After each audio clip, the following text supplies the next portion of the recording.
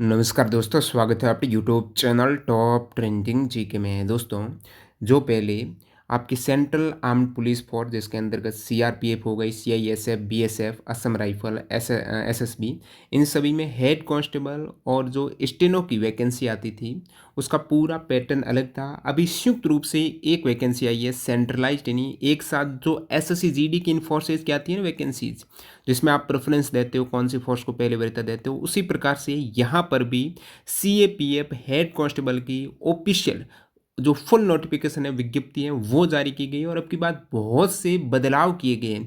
पहले आपको बता दूं, हेड कांस्टेबल की अलग अलग फोर्सेज में वैकेंसीज आती थी और उनमें कोई भी रनिंग नहीं होती थी, मतलब फिजिकल इफिशियंसी टेस्ट नहीं होता था, केवल मापतोल पीएचटी होता था। अब की बार पीटी भी ऐड किया गया है और एक बड़ा बदलाव ये किया गया है कि पहले रनिंग होगी, अब की बार पहले फिजिकल इफिशियंसी और फिजिकल स्टैंडर्ड टेस्ट होने वाला है। यानी सीधा एग्ज़ाम नहीं होगा, एग्ज़ाम होगा ऑनलाइन, लेकिन फिजिकल स्टैंडर्ड और इफ़िशियंसी टेस्ट के बाद आपका एग्ज़ाम होगा। यहाँ पर मैं फेजेस बताऊँ, पहले आपका पीएचटी और पीईटी होगा जिसमें रनिंग भी अब की बार शामिल किए गए हैं। पहले इससे पहले रनिंग नहीं थी, केवल आपका नापतोल होता था। सेकंड फेज़ में आपका ऑनलाइन एग्ज़ाम होगा। थर्ड फेज़ में आपकी टाइपिंग भी होने वाली है और डॉक्यूमेंट वेरिफिकेशन, मेडिकल एक साथ थर्ड फेज़ में होगा। ये यहाँ पर पैटर्न रहने वाला। तो पूरा डिटेल में जानते हैं कि जो सेंट्रल आर्म्ड पुलिस फोर्सेज की इस वैकेंसीज में जो टोटल पद 1526 है, इनमें से हेड कांस्टेबल की पद की बात करें तो 1283 और स्टेनो की पद की बात करें तो वो आपकी 243 है। योग्यता आपकी 12th पास है, प्लस आपको टाइपिंग आनी चाहिए। टाइपिंग का कोई ऐसा सर्टिफिकेट ज़रूरी नहीं है, वो बाद में जब स्किल टेस्ट होगा ना टाइपिंग, उस समय आपको टाइपिंग टेस्ट लिया जाएगा, तभी पता चलेगा कि आपको टाइपिंग आती है कि नहीं। अब आपकी आयु कौन से डेट ऑफ बर्थ के मध्य होनी चाहिए वो भी डिटेल में जानते हैं और पूरी भर्ती प्रक्रिया को सिलेबस सहित यहाँ पर जो भी आपका डाउट है ये वीडियो देख लेंगे तो 100% वो आपकी शंका क्लियर हो जाएगी। अब देखो, यहाँ तक आ ही गए हो और ये भर्ती प्रक्रिया शामिल होने का मन बना दिया है, तैयारी करने के लिए आप एक तरीके से अब बहुत से कैंडिडेट जो एसएससी जीडी में रह गए हैं और चाहते हैं कि इसमें मैं रनिंग वगैरह पहले करके अच्छे ढंग से इसको क्लियर कर दूं। तो एक बात ध्यान रख लो कि इसके लिए आपको बहुत ज़्यादा प्रैक्टिस करनी पड़ेगी। रनिंग की तो प्रैक्टिस करनी ही है, साथ साथ एग्ज़ाम में प्रीवियस ईयर के पेपर जैसे जो मॉक टेस्ट हैं वो आपको अटेम्प्ट करने पड़ेंगे। तो टेक्स्ट बुक पर अभी जो इससे पहले सीआरपीएफ हेड कांस्टेबल का पेपर हुआ था, बीएसएफ हेड कांस्टेबल का पेपर हुआ था, आईटीबीपी, इन सभी के आपको पेपर मिल जाएंगे टेक्स्ट बुक में। आप कहेंगे तो इसका एक डिटेल में वीडियो बनाएंगे कैसे आप वहाँ पर टेक्स्ट बुक पर ये सभी प्रीवियस ईयर के पेपर है वो डाउनलोड कर सकते हो। डिस्क्रिप्शन बॉक्स में टेलीग्राम चैनल की लिंक है, वहाँ पर पल पल की अपडेट मिल जाएगी। लिंक आप जरूर चेकआउट कीजिएगा, क्लिक करके ज्वाइन कर लेना टेलीग्राम। और टेक्स्ट बुक पास प्रो आप ज्वाइन कर लेते हो ना, 1 साल की वैलिडिटी में जो भी एग्जाम आए, चाहे एसएससी का आए, चाहे ये अभी सेंट्रल आर्म पुलिस फोर्स का आ गया, बैंकिंग का आए, डिफेंस के तो आते रहते हैं पुलिस वगैरह के, रेलवे का आगामी एग्जाम जो पेंडिंग है एनटीपीसी ग्रुप डी, तो 1 साल की वैलिडिटी में सारे एग्जाम्स के मॉक टेस्ट आपको मिल जाएंगे। और पास प्रो का मतलब प्रीवियस ईयर के पेपर सहित आपको मिलेंगे मॉक टेस्ट। वैसे पास में प्रीवियस ईयर का पेपर नहीं मिलता, केवल मॉक मिलते हैं, और पास प्रो में केवल मॉक तो है ही है, उसके साथ प्रीवियस ईयर का पेपर भी है। तो अभी आपको लेना कैसे है, डिस्क्रिप्शन बॉक्स में एक डेमो वीडियो की लिंक है। जो न्यू कैंडिडेट पता नहीं कैसे पास प्रो वगैरह ज्वाइन करते, वो वीडियो आप चेकआउट करना और वहाँ पर कूपन कोड में टीटीजी के लगा देना, आपको 12% का यहाँ पर डिस्काउंट मिल जाएगा। 1 साल की वैलिडिटी में जो भी एग्जाम आए बेहतर ढंग से उनके आप प्रैक्टिस करनी होगी, सिलेबस कंप्लीट करना है, रिवीजन करना है, तभी आपका सिलेक्शन होगा। और मॉक टेस्ट लगाते समय ध्यान देना, उनका एनालिसिस भी करना है, कहाँ कहाँ आप गलतियाँ कर रहे हो, समय रहते उसको सुधार करेंगे तो जरूर आपका सिलेक्शन होगा। अब मैं यहाँ पर हूँ ऑफिशियल वेबसाइट पर, इसी वेबसाइट पर आपके ऑनलाइन आवेदन होते हैं, जो डिस्क्रिप्शन बॉक्स में या फिर टेलीग्राम पर इसकी मैं लिंक अपडेट कर दूंगा। नीचे आप स्क्रॉल करेंगे तो यहाँ पर ये देख सकते हो, assistant sub inspector stenographer, combatant stenographer, head constable ministerial और commandant ministerial in central armed police force CAPF and warrant officer personal assistant and havildar in Assam rifle exam 2024। Apply here पर क्लिक करके आवेदन कर सकते हो। आवेदन करते समय क्या जानकारी आपको ध्यान रखनी है वो इसी वीडियो में मिल जाएगी, क्या क्या आपको डॉक्यूमेंट वगैरह चाहिए। और ये पूरी विज्ञप्ति व्यू डिटेल पर क्लिक करके आपके डाउनलोड हो जाती है। वैसे विज्ञप्ति काफ़ी बड़ी है, जो इंपॉर्टेंट चीज़ आपको जानना जरूरी है उन्हीं पर बात करने वाले हैं। पहली बात तो ये जो रिक्रूटमेंट है ये कंडक्ट करवा रही है बीएसएफ, बॉर्डर सिक्योरिटी फोर्स। आप देख सकते हो वैसे जो सेंट्रल आर्म्ड पुलिस फोर्स है ना, उनमें सारी फोर्सेज आ जाती, BSF, CISF, CRPF, ITBP, Assam rifle, SSB, ये सभी सीएपीएफ के तहत आती है। इसका मोटे मोटे तौर पर इन्हें सीपीएफ कहा जाता है। तो इस भर्ती का टाइटल में आपको लास्ट में 2024 देखने को मिलेगा और इन सभी फोर्सेज का नाम 2024। इसके आवेदन 9 जून 2024 आज से रात्रि को स्टार्ट हो चुके हैं और 8 जुलाई 2024 को रात्रि 12 बजे के आसपास ये लास्ट डेट है आवेदन करने की। उससे पहले आप आवेदन कर देना। अभी 1-2 दिन रुक जाना, जो भी इंपॉर्टेंट अपडेट होगी आपको प्रेफरेंस वगैरह की वो बता देंगे। नेक्स्ट बात करते हैं, recruitment process will consist of physical standard test. आपके पहले फिजिकल स्टैंडर्ड टेस्ट होगा, यानी हाइट चेस्ट वगैरह का मेजर होगा, मेल फीमेल दोनों के लिए रिक्रूटमेंट आपको बता दूं। फिजिकल इफिशिएंसी टेस्ट, यानी आपके रनिंग है फिजिकल इफिशिएंसी टेस्ट में और क्या वो भी बात करेंगे। उसके बाद आपका ये फर्स्ट फेज में हो जाएगा। सेकेंड फेज में आपका होगा कंप्यूटर बेस्ड टेस्ट, सीबीटी होगा। बात करेंगे कितने गुना अभ्यर्थी पीटी में पास होते हैं, तो कितने गुना अभ्यर्थी यहाँ पर एग्जाम के बाद स्किल टेस्ट में जाते हैं। कंप्यूटर बेस्ड टेस्ट के बाद आपका स्किल टेस्ट होगा, टाइपिंग स्पीड वगैरह के बारे में बात करेंगे, डॉक्यूमेंट वेरिफिकेशन, उसके बाद साथ साथ ये लास्ट में होगा स्किल टेस्ट के साथ में डीवी और मेडिकल हो जाएगा आपके उसी दिन। Application will accepted through online mode में ही आपका आवेदन हो रहा है इसी वेबसाइट से, ठीक है। योग्यता 12th पास है। Computer based test will conducted, आपका जो ऑनलाइन एग्जाम या तो हिंदी में इंग्लिश में, हिंदी और इंग्लिश दोनों लैंग्वेज आपको देखने को मिलेगी। स्किल टेस्ट भी हिंदी और इंग्लिश दोनों में होने वाला है। जो कैंडिडेट आवेदन करेगा सभी कैंडिडेट का पहले पीएचडी यानी आपकी रनिंग होने वाली जितने भी कैंडिडेट ने आवेदन किए, मान लेते हैं 10 से 15 लाख आवेदन आ जाते हैं, ठीक है। इन सभी कैंडिडेट की पहले आपकी फिजिकल और रनिंग होने वाली है। जो कैंडिडेट फिजिकल और रनिंग में पास होंगे वो आगे उनका होगा सीबीटी एग्जाम, और जो कैंडिडेट सीबीटी एग्जाम में शॉर्टलिस्ट होंगे उनका फिर स्किल टेस्ट, डीवी और मेडिकल होगा। ये बात हुई है। Vacancies will be filled on all India basis, यहाँ पर बात हुई है पूरे इंडिया बेसिस पे। जैसे आप देखते हो एसएससी में आपकी वैकेंसीज स्टेट वाइज रहती है, लेकिन यहाँ पर हेड कांस्टेबल जो सेंट्रल आर्म पुलिस फोर्स की वैकेंसीज स्टेट वाइज न होकर इंडिया लेवल पर है। पूरे इंडिया की एक ही वैकेंसी, एक ही कट ऑफ देखने को मिलेगी, स्टेट वाइज अलग कट ऑफ नहीं जाएगी। जो भी योग्यता वाले डॉक्यूमेंट है ना वो आपके डीवी के वक्त चेक होंगे और अभी फॉर्म भरते वक्त वो अपलोड भी होंगे। ध्यान रखना, जितने भी कास्ट सर्टिफिकेट है, आपका 10th-12th सर्टिफिकेट है, वो सारे अपलोड भी होने वाले हैं। बहुत से कैंडिडेट सोच रहे होंगे इनकी सैलरी कौन सा पे लेवल है इनका, तो 5वां पे लेवल आपको मिलेगा स्टेनो का और 4था पे लेवल आपको मिलेगा हेड कांस्टेबल का, जो 25,500 से आपकी सैलरी स्टार्ट हो जाएगी बेसिक, और उनके ऊपर डीए वगैरह अलग है। तो सेंट्रल जॉब है, अच्छी खासी सैलरी आपको 50,000 के आसपास मिल जाएगी शुरुआत में ही, आई थिंक प्रोबेशन कंप्लीट होने के बाद। वैकेंसीज यहाँ पर आप देखेंगे फोर्स वाइज अलग अलग वैकेंसीज। आपको बता दूं जब आप ऑनलाइन आवेदन करते हो ना तो वहाँ पर फोर्स प्रेफरेंस आपको भराई जाती है कि पहले प्रेफरेंस पे कौन सी फोर्स आप लेना चाहते हो कि आपका सिलेक्शन हो जाए अच्छे मार्क्स हैं। तो मान लेते हैं कि आपने पहले प्रेफरेंस में सेंट्रल रिजर्व पुलिस फोर्स ले ली, तो यहाँ पर आपको सेलेक्ट करनी होगी। दूसरे पर मान लेते हैं आपने सीआईएसएफ, ये अपन डिटेल में वीडियो में बात करेंगे आपको कौन सा प्रेफरेंस देना चाहिए आपके इन सभी फोर्सेज का। तो यहाँ पर प्रेफरेंस भराई जाएगी जिस भी कट ऑफ में आपका मैच होता है। मैक्सिमम बार बीएसएफ और असम राइफल वगैरह की कट ऑफ सबसे कम जाती है। अब देखते हैं स्टेनो में। अब बहुत से कैंडिडेट सोच रहे हैं कि स्टेनो क्या है। भाई स्टेनोग्राफर है। स्टेनो एक ऐसी टाइपिंग होती है जिसमें आप जैसे बहुत स्पीड से बोल रहे हो उसके साथ साथ वो ऐसे ही आपको उर्दू टाइप लगेंगे लेटर, वो लिख देते हैं एक लेटर में पूरी एक लाइन लिख देते हैं बहुत से कैंडिडेट। तो ये स्टेनो सीखने में लगभग 1 साल तो लग ही जाता है, पूरा 1 साल मान के चलो। उसमें भी बहुत ज़्यादा मेहनत करनी पड़ती है। और स्टेनो की टोटल फोर्सेस में वैकेंसीज की बात करेंगे तो वो है 243। स्टेनो के फॉर्म आप भर सकते हो, साथ साथ हेड कांस्टेबल के भर सकते हो। बाकायदा याद रखिएगा स्टेनो का वही भरे जिन्हें स्टेनो वाली टाइपिंग आती हो। ऐसा नहीं है कि आप एग्ज़ाम पास होने के बाद सोच रहे हो कि मैं स्टेनो कर लूँगा, वो नहीं होगी। बहुत कम समय मिलता है, स्टेनो के लिए 1 साल तो देना ही पड़ेगा। अब जो मेन वैकेंसीज है जिसमें मैक्सिमम कैंडिडेट आवेदन करने वाले हैं वो हेड कांस्टेबल मिनिस्ट्रियल हवालदार क्लर्क की है। इसमें टोटल पद की बात करें तो 1283 यहाँ पर वैकेंसीज हैं। इनमें आप देखेंगे सबसे अधिक वैकेंसीज आपको सीआईएसएफ में देखने को मिलेगी। यहाँ पर मेल फीमेल की बीएसएफ में तो साथ में दे रखी, बाकी आईटीबीपी में मेल की अलग, नीचे फीमेल की अलग दे रखी है, सीआईएसएफ में फीमेल की अलग दे रखी है।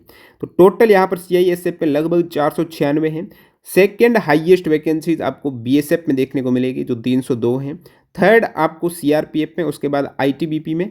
तो यहाँ पर आपके लिए तो ये सारी वैकेंसीज है, ऐसा नहीं कि केवल हाईएस्ट है तो मैं केवल सीआरपीएफ से आवेदन करूंगा या फिर बीएसएफ पे करूंगा। आप यहाँ पर इंडिया लेवल पर इनको प्रेफरेंस देनी है। सभी आपके लिए वैकेंसीज खुली है, 1283 वैकेंसीज। हाँ, ध्यान रखना ये कैटेगरी वाइज भी है आपके लिए। जैसे आप यूआर से तो आपके लिए केवल ये वैकेंसीज है, आप ओबीसी से है तो आपके लिए ये प्लस यूआर की तो है ही है, ईडब्ल्यूएस है तो आपके लिए ईडब्ल्यूएस प्लस यूआर की रहेगी, एससी के लिए आपके लिए एससी की प्लस यूआर की रहेगी, एसटी के लिए एसटी प्लस यूआर की रहेगी। तो ये चीज़ हैं, अलग अलग वैकेंसीज यहाँ पर इंडिया लेवल पर ये जॉब है। अब जो बात आती है आयु की, आयु गणना पहले सोच रहे हैं कि फॉर्म भरने की लास्ट डेट से आपकी आयु गणना की जाएगी, लेकिन यहाँ पर इन्होंने एक और बदलाव किया है आयु गणना का। अभी इन्होंने फिक्स कर दिया है जो एसएससी जीडी वगैरह में होता है कि 1 अगस्त 2024 से आपकी आयु गणना की जाएगी। आपका जन्म 18 से 25 वर्ष के मध्य होना चाहिए 1 अगस्त 2024 को। यदि आप SC ST से हो तो 18 से 30 यहाँ पर चल जाएगा, ओबीसी से हो तो 18 से 28 से चल जाएगा। तो देखते हैं आपका जन्म कौन सी डेट ऑफ बर्थ के मध्य होना चाहिए। जब इसको फॉर्मूले में डाला गया तो UR EWS हेतु जो 18 से 25 वर्ष है, मतलब आपका जन्म 2 अगस्त 1999 से पहले नहीं होना चाहिए। 2 अगस्त 1999 को है तो चलेगा, और 1 अगस्त 2006 के बाद आपका जन्म नहीं होना चाहिए। 1 अगस्त 2006 को है तो भी चलेगा। जब यहाँ पर ओबीसी वाले कैंडिडेट की बात हुई 18 से 28 वर्ष जो आयु है, उनका जन्म 2 अगस्त 1996 से पहले नहीं होना चाहिए। SC ST के लिए उनका जन्म 2 अगस्त 1994 से पहले नहीं होना चाहिए, यानी इनके मध्य या फिर इन डेट को है तो भी चलेगा। 2 अगस्त 1996 आपका ओबीसी के लिए, 2 अगस्त 1996 से 1 अगस्त 2006 के मध्य या फिर ये डेट को है तो भी चलेगा। इसी प्रकार UR और EWS के लिए ये है, SC ST के लिए ये वाला ध्यान रखना। तो एज लिमिट का यहाँ पर मैंने आपको डेट ऑफ बर्थ सहित बता दिया है। नेक्स्ट यहाँ पर पॉइंट की बात करते हैं अपन, जो इंपॉर्टेंट है उसको मैंने हाईलाइट किया। जैसे आपका जो सर्टिफिकेट चाहिएगा, जैसे आप SC ST OBC से हो वो अभी अपलोड भी होगा, और यदि आप SC ST OBC EWS से फॉर्म अप्लाई करते हो और जब DV के वक्त आपके पास सर्टिफिकेट ये नहीं रहते हैं तो status will not be entertain and their candidature will be considered and you under UR। तो आप UR कैटेगरी के अंतर्गत काउंट किए जाएंगे। मान लेते हैं कि आपने आयु में छूट ली है, उस ओबीसी से मान लेते हैं आपने आवेदन किया और आयु में आपने छूट लिया, आपकी आयु 25 से ज़्यादा थी, 26 साल थी, आयु में छूट ले लिया आपने। उस केस में आपके पास ओबीसी सर्टिफिकेट भी नहीं है तो आपका वहाँ पर डायरेक्टली कैंडिडेचर कैंसिल हो जाएगा। UR में कैसे काउंट करेंगे, क्योंकि UR में तो 18 से 25 ही, आपने 26 वर्ष है तो UR में आप नहीं जाएंगे, डायरेक्टली कैंसिल हो जाएंगे। तो जो भी ध्यान रखना, OBC SC ST EWS वाले कैंडिडेट हैं उनके पास प्रॉपर सर्टिफिकेट होना चाहिए। वो सर्टिफिकेट अपलोड भी होता है, और ये सेंट्रल OBC वाला, ठीक है, आपके स्टेट OBC वाला नहीं, सेंट्रल OBC का आपको सर्टिफिकेट बनाना है। और सर्टिफिकेट की जो यहाँ पर क्लोजिंग डेट है, कब तक आपका सर्टिफिकेट होना चाहिए, 8 जुलाई 2024 जो लास्ट डेट है ना, उससे पहले आपका सर्टिफिकेट तैयार हो जाना चाहिए, वो इसकी क्रूशियल डेट है।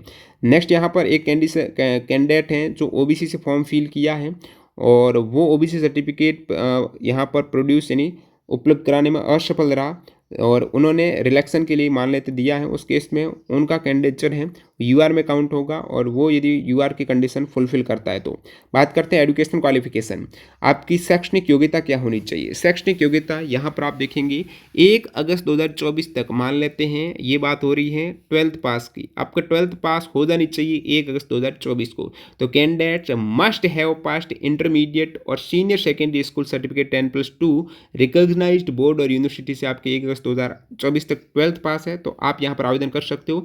अदर कोई भी आपका सर्टिफिकेट यहाँ पर एजुकेशन क्वालिफिकेशन के रिगार्डिंग नहीं चाहिए। The candidate who have not acquired the essential education qualification, तो वो यहाँ पर एलिजिबल नहीं है। All candidate who are declared qualified in physical standard test, physical efficiency test, computer based test, उनके DV के वक्त ये सभी योग्यताओं का प्रमाण पत्र आपको देना पड़ेगा। नेक्स्ट यहाँ पर आपको आवेदन कैसे करना है, तो ये जो वेबसाइट है आपको टेलीग्राम चैनल पर मिल जाएगी, recruitmentbsf.gov, यहाँ पर आवेदन करना है, कोई दिक्कत नहीं है, आवेदन हो जाएगा। और ध्यान रखना आवेदन करते वक्त आपका जो फोटोग्राफ वगैरह है ना वो 3 मंथ से पुराना नहीं होना चाहिए, और आपकी कोई कैप पहने हुई फ़ोटो या फिर चश्मे पहने हुई फ़ोटो नहीं होनी चाहिए। आपका स्पष्ट फ्रंटल व्यू होना चाहिए। आपका पोर्टल स्टार्ट हो चुका है। फॉर्म फी ज़्यादा नहीं है, SSC की तर्ज पर ही 100 रुपये यहाँ पर फॉर्म फी रखी गई है, और वुमेन कैंडिडेट अदर जो SC ST कैंडिडेट हैं उन्हें फॉर्म फी में फ्री कर दिया गया है, एग्जेम्प्ट कर दिया गया है, एग्जेम्प्ट फ्रॉम पेमेंट ऑफ फी। अब अपन बात करते हैं स्कीम ऑफ एग्ज़ाम की, जिसको जानना बेहद ज़रूरी है। आपका 3 फेजेज़ में ये भर्ती रहने वाली है। फर्स्ट फेज़ में आपका होगा पीएसटी। पीएसटी का मतलब आपकी हाइट, चेस्ट ये मेजर किए जाएँगे और उसके बाद होगा physical efficiency test. Physical efficiency test का मतलब इसमें रनिंग है वो वाली होती है। कौन सी आप बात करेंगे नीचे डिटेल दी गई है। सेकंड फेज़ में आपका जो कैंडिडेट ये पास हो जाते हैं उनका सीधा सीबीटी एग्जाम हो जाएगा। अब सीधा नहीं, थोड़ा गैप मिलेगा आपको। थर्ड फेज़ में आपका हो जाएगा सीबीटी एग्जाम्स के बाद स्किल टेस्ट यानी टाइपिंग होगी। स्टेनो वालों के लिए स्टेनो वाली टाइपिंग है। उसके बाद डॉक्यूमेंट वेरिफिकेशन और मेडिकल ये एक साथ होने वाला थर्ड फेज़ में।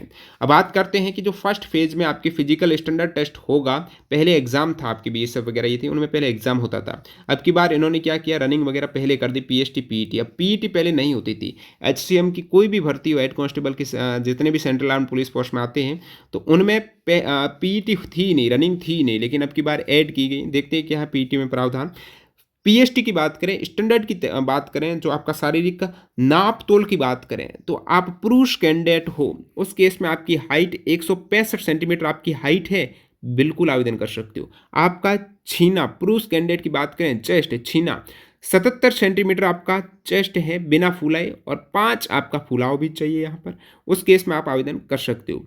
मेल कैंडिडेट जो कैटेगरी गढ़वाल है, कुमायूं है, गोरखा है, डोगरा, मराठा और जो कैंडिडेट बिलोंग करते हैं सिक्किम से, नागालैंड से, जो पूर्वोत्तर स्टेट है मणिपुर, त्रिपुरा, मिजोरम, मेघालय, असम, हिमाचल प्रदेश, लेह लद्दाख रीजन, कश्मीर वैली की, उनके लिए कम हाइट 162.5 है, 77 चेस्ट और वो बराबर है। नेक्स्ट यहाँ पर बात करते हैं जो मेल कैंडिडेट एसटी से बिलोंग करते हैं, ऑल शेड्यूल्ड ट्राइब की मेल कैंडिडेट की हाइट 162.5, चेस्ट 76 से 81 चलेगा। फीमेल कैंडिडेट के लिए जो हाइट है वो यहाँ पर 155 सेंटीमीटर है। जितने भी फीमेल कैंडिडेट हैं, यहाँ पर कुछ कैटेगरी को छोड़ दें, एसटी वाली फीमेल के लिए 150 है, ध्यान रखना। बाकी फीमेल की 155 है एसटी वाली, और जो ये कास्ट और स्टेट वाली फीमेल की हाइट 150 चलेगी। अदरवाइज 155 सेंटीमीटर फीमेल की हाइट, पुरुष के अदरवाइज 165 सेंटीमीटर हाइट है। मैक्सिमम कैंडिडेट जो यहाँ पर आते हैं 165 सेंटीमीटर में और 155 सेंटीमीटर, ये ध्यान रखना है। महिलाओं के लिए कोई चेस्ट वगैरह यहाँ पर पुरुष की तरह है वो ज़रूरी नहीं है मेजर करना।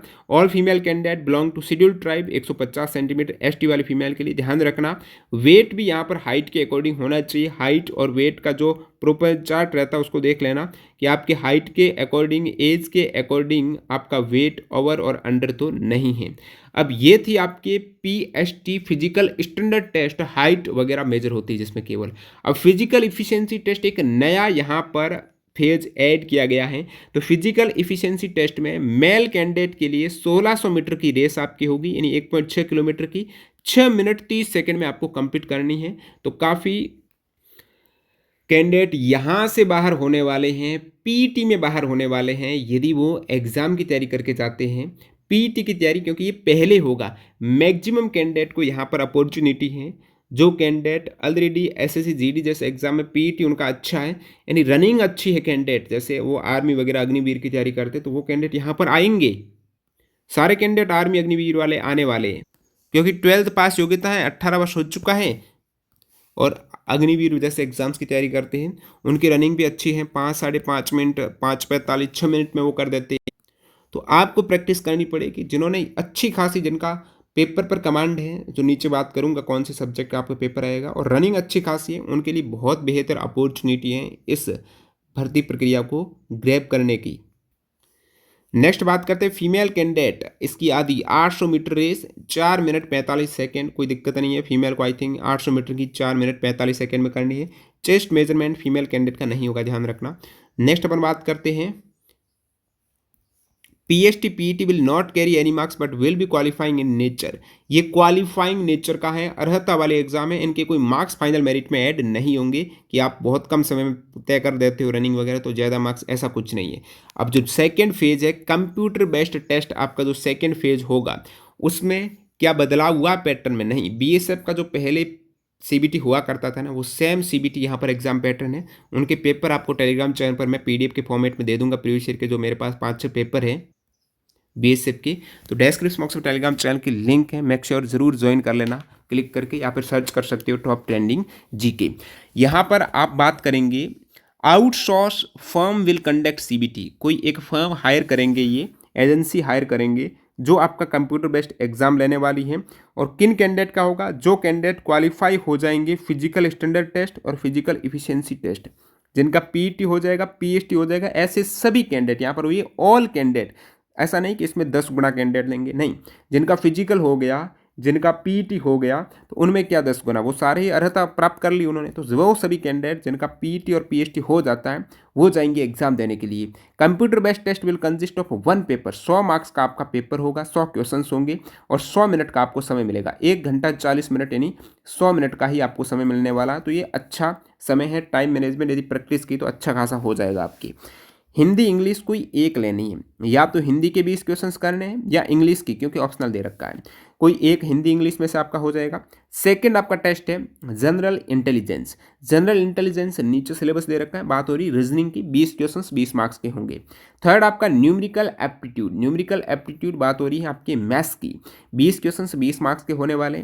नेक्स्ट आपका कलरिकल एप्टीट्यूड, जो कैंडिडेट न्यू है उनको कलरिकल एप्टीट्यूड का पता नहीं है तो कोशिश करेंगे इन पर एक वीडियो लाने की, बाकी नीचे मैं सिलेबस में बता दूंगा। ये आप रीजनिंग ही समझो। क्लरिकल एप्टीट्यूड में क्या होता है, थोड़ा इंग्लिश में भी आपकी कमांड होनी चाहिए। क्लरिकल एप्टीट्यूड में कुछ क्वेश्चंस आपको 20 में से 5-6 क्वेश्चंस मिल जाएंगे, जिसमें आपको इंग्लिश में वो कैब स्पेलिंग चेक करनी है, वाक्य को, वर्ड्स को अरेंज करके एक सही वाक्य बनाना है। वो देखिए आप नीचे आप सिलेबस देखेंगे ना, इसमें आपको डिटेल में सिलेबस भी दिया रखा है। हिंदी में क्या सिलेबस है, न्यूमेरिकल एप्टीट्यूड, क्लरिकल एप्टीट्यूड देखेंगे तो अल्फाबेटिक फिलिंग आपको आनी चाहिए, थोड़ा अल्फाबेट पे कमांड होना चाहिए। Attention to detail, data checking, comparison ability. ऐसा नहीं कि पूरी इंग्लिश है कलरिकल, नहीं, इसमें बहुत से डाटा का भी खेल है। कलरिकल का मतलब है नंबर्स का कंपेरिजन करना। कुछ क्वेश्चंस आपको बताऊंगा जल्दी, इसका वीडियो आएगा तो चैनल को सब्सक्राइब कर देना। स्पेलिंग चेकिंग, आप बिल्कुल स्पेलिंग में एरर है वो काउंट करनी है, एरर स्पॉट करना आपको। अदर जो मिसलेनियस इश्यूज रहते हैं एप्टीट्यूड कलर के वो यहाँ पर रहेंगे। न्यूमेरिकल एप्टीट्यूड में आपके major number system, fundamental arithmetic operations, algebra, geometry, mensuration, trigonometry, तो ये सारा कुछ रहने वाला है। एडवांस और अर्थमेटिक दोनों मैथ्स न्यूमेरिकल एप्टीट्यूड में है। नेक्स्ट आप जनरल इंटेलिजेंस देखेंगे तो पूरी रीजनिंग एक तरीके से यहाँ पर आपकी आ जाएगी, एनालॉगी है, उसके बाद symbolic operation, symbolic number series वगैरह सारा कुछ पूरी रीजनिंग है, वर्बल नॉन वर्बल यहाँ पर आपको ध्यान रखना पड़ेगा। कोडिंग डिकोडिंग सारा कुछ है जनरल इंटेलिजेंस में। ऊपर आप देखेंगे केवल हिंदी भाषा के लिए, यानी जो कैंडिडेट हिंदी में ऑप्ट करते हैं उन हेतु हिंदी व्याकरण मौलिक ज्ञान आपका, हिंदी वर्णमाला, तद्भव तत्सम, पर्यायवाची, अनेकार्थक, वाक्यांश के लिए एक शब्द है, समरूपी, भिन्नार्थक, अशुद्ध वाक्य को पहचान करना। बाकी ये पूरा आपको संधि, लिंग, वचन, सर्वनाम, विशेषण, काल, ये सारा कुछ यहाँ पर दे रखा है। क्रियाकाल, वाच्य, अवयव, उपसर्ग, प्रकार, संधि, समास, विराम चिन्ह, यानी पूरा। अपठित बोध भी है, प्रसिद्ध कवि लेखक है उनकी प्रसिद्ध रचनाएं भी ध्यान रखना, ये भी एक ऐड कर दिया है। हिंदी भाषा में पुरस्कार, विविध इत्यादि शामिल रहेगा। ये हिंदी के लिए पूरी हिंदी आपको देखनी पड़ेगी। जो इंग्लिश ऑप्ट करते हैं उनके लिए इंग्लिश का यहाँ पर सिलेबस है। और नीचे कौन सा रह गया, कंप्यूटर का। एक यहाँ पर इन्होंने कंप्यूटर भी ऐड किया है, 20 क्वेश्चंस आपको कंप्यूटर के भी देखने को मिलेंगे। तो basic computer fundamental, history, future of computer, operating system, basic Windows, computer. तो कंप्यूटर के जो फिक्स लिमिटेड सवाल होते हैं, मैक्सिमम कैंडिडेट इसमें 20 सवाल हासिल कर सकते हैं। तो यहाँ पर आप कहेंगे कुछ जीके वगैरह का है पोर्शन, तो जीके का पोर्शन आपको नहीं मिल रहा है, ये एक अच्छी बात है जिनका जीके कमज़ोर है। हिंदी में आपको देखना पड़ेगा, मेहनत करनी है। रीजनिंग में अच्छी खासी आपको general intelligence, numerical aptitude, clerical aptitude, computer में जो कैंडिडेट यहाँ पर अच्छे ढंग से मेहनत करेगा ना वो हेड कांस्टेबल बन जाएगा। ज़्यादा से ज़्यादा आपको प्रैक्टिस करनी है, रिवीजन करना है, सिलेबस कंप्लीट करना है, साथ साथ सुबह शाम रनिंग भी करनी है, तो आपका काम बन जाएगा। तो अच्छी अपॉर्चुनिटी है, इसको मत छोड़ना। एक से ज़्यादा शिफ्ट में एग्जाम होगा तो आपका नॉर्मलाइजेशन यहाँ पर होने वाला है। ध्यान रखना जो प्रेग्नेंट वुमन है उनको अपनी प्रेगनेंसी डिक्लेयर करनी है। यदि वो प्रेग्नेंट है तो उनका बाद में पीईटी हो जाएगा, उनके लिए सीट रिजर्व रहेगी, कोई दिक्कत नहीं है। अब ये आप देखेंगे सिलेबस के नीचे तो एक लाइन है, the number of candidate qualified in computer based test will be restricted 30 times the number of vacancies for the post of ASI and 10 times the number of vacancies for the post of head constable. यानी जो candidate यहाँ पर computer based test exam में पास होंगे, 30 गुना अभ्यर्थी, जैसे कि 243 vacancies हैं आपके एएसआई की, तो उसका 30 गुना अभ्यर्थी जाएंगे कहने का मतलब लगभग 7290 कैंडिडेट हैं वो पास होंगे स्किल टेस्ट देने के लिए, स्टेनो वाला टेस्ट देने के लिए एएसआई में। ये एएसआई की थी मैक्सिमम कैंडिडेट जो 1283 वैकेंसी हेड कांस्टेबल की है, उसमें आप देखेंगे 10 गुना अभ्यर्थी आगे जाएंगे टाइपिंग टेस्ट में। 10 गुना का मतलब 12,830 कैंडिडेट को बुलाया जाएगा टाइपिंग के लिए। तो यहाँ पर ऐसा नहीं कि केवल रनिंग और एग्जाम से आपका काम चल जाएगा, टाइपिंग में भी प्रैक्टिस अभी से करनी पड़ेगी, तभी बात बनेगी। साथ साथ टाइपिंग को भी आपको 1-2 घंटे लेकर चलना है। टाइपिंग यदि आप 2 घंटे भी करते हो ना तो 1-2 महीने में आपके हो जाती है जो चाहिए। अब क्या चाहिए टाइपिंग, वो नीचे अपन बात करेंगे, इसकी स्पीड वगैरह क्या चाहिए। लेकिन यहाँ पर कितने कैंडिडेट टाइपिंग के लिए जाते हैं वो बात हो गई, मैक्सिमम 10 गुना कैंडिडेट है। अब स्किल टेस्ट जो स्टेनो का अलग होगा, उनका स्टेनो टेस्ट होता है। स्किल टेस्ट जो एएसआई के लिए है वो 10 मिनट का समय है, उनकी स्पीड 80 वर्ड पर मिनट होनी चाहिए। ट्रांसक्रिप्शन टाइम्स यहाँ पर 50 मिनट मिलेगा इन इंग्लिश और 65 मिनट मिलेगा हिंदी। ऑन कंप्यूटर को आपको ट्रांसक्रिप्शन करना है, यानी स्टेनो में दिया रहेगा उसको आपको ट्रांसलेट करना है हिंदी या इंग्लिश में, जो कि 65 मिनट का टाइम मिलेगा। आपकी हिंदी है तो इंग्लिश है तो 50 मिनट, जो भी वहाँ पर मैटर दिया रहता है। अब स्किल टेस्ट जो हेड कांस्टेबल के लिए आपको टाइपिंग चाहिए, इंग्लिश टाइपिंग आपकी मिनिमम स्पीड होनी चाहिए 35 वर्ड पर मिनट, ठीक है।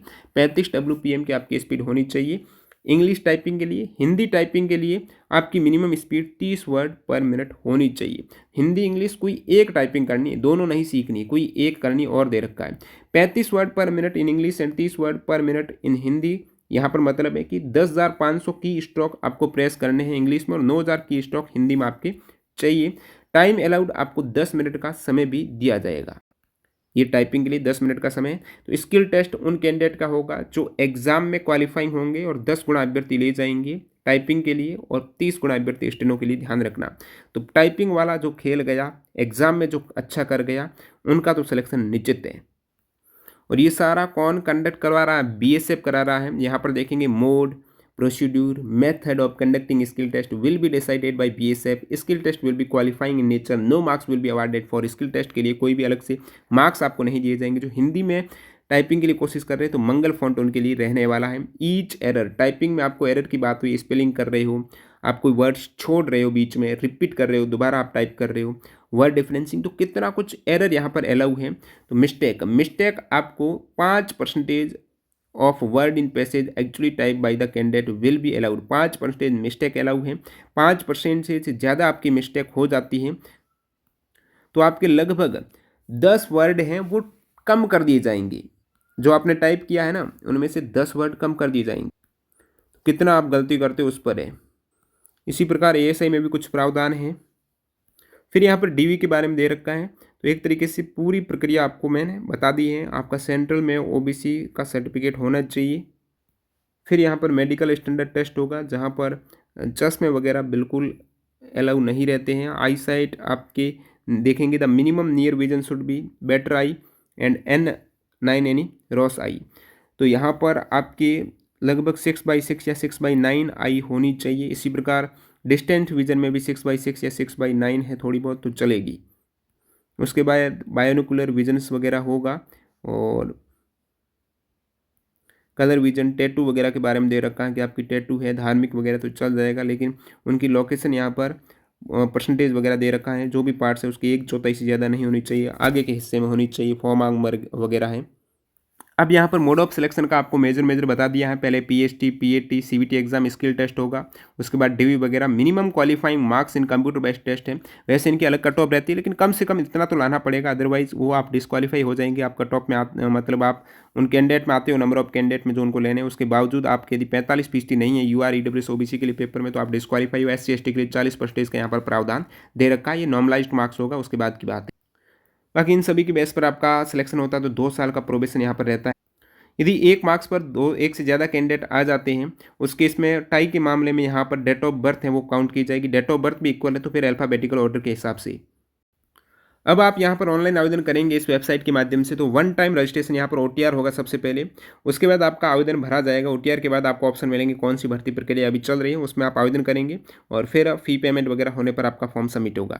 अब कौन से डॉक्यूमेंट आपके अपलोड होते हैं, आपका फोटोग्राफ अपलोड होगा, आपका सिग्नेचर अपलोड होगा, आपका यहाँ पर 10th का सर्टिफिकेट है वो भी अपलोड होगा, और अदर कोई सर्टिफिकेट है तो हो सकता है। बाकी 12th का सर्टिफिकेट और जाति प्रमाण पत्र ये सभी डॉक्यूमेंट अपलोड होने वाले हैं। और जो भी सर्टिफिकेट है उसकी पूरी डिटेल चाहिए, किसने बनाया, कब बनाया, कौन सी डेट को बनाया, इसका नंबर क्या, प्रमाण पत्र, वो सभी। तो पूरी यहाँ पर भर्ती प्रक्रिया के बारे में आपको बता दिया है। मेजर चीज़ यही है, आपकी रनिंग अच्छी होनी चाहिए। सेकंड, आपका थोड़ा बहुत एग्जाम में भी कमांड होना चाहिए। जीके वगैरह नहीं है तो आपको जितनी अच्छी प्रैक्टिस होगी तभी आपका सिलेक्शन होगा। थर्ड चीज़, आपको डेली टाइपिंग की प्रैक्टिस करनी होगी। आप कहेंगे तो इसका एक अलग से स्टेज वीडियो बना देंगे कब एग्जाम वगैरह को ध्यान में रखते हुए। तो मेक श्योर कीजिए कि चैनल सब्सक्राइब हो, बेल आइकन हिट हो, टेलीग्राम चैनल ज्वाइन करना है। जो भी अपडेट है वहाँ पर सबसे पहले आपको मिल जाती है। और प्रीवियस ईयर वगैरह के पेपर की प्रैक्टिस के लिए आप टेक्स्ट बुक आज ज्वाइन कर सकते हो। कैसे ज्वाइन करना, लिंक डिस्क्रिप्शन बॉक्स में आप चेकआउट करना, डेमो वीडियो वगैरह। टीटीजी के कूपन कोड यूज़ करने पर एक्स्ट्रा डिस्काउंट मिल जाएगा। मिलते हैं ऐसी किसी नई वीडियो में। Bye bye.